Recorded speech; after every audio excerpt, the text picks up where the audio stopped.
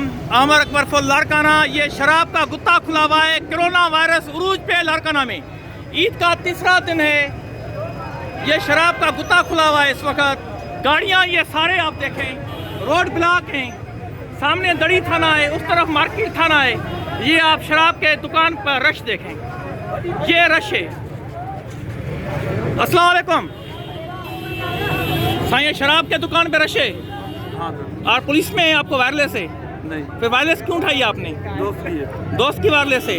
तो ये रास्ता भी ब्लॉक हो गया है। हाँ। सिर्फ शराब की वजह से? पता नहीं, ये शराब की दुकान है? किसकी दुकान है? पता नहीं। किसकी दुकान है?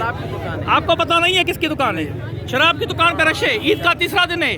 कोरोना वायरस उरूज पर है।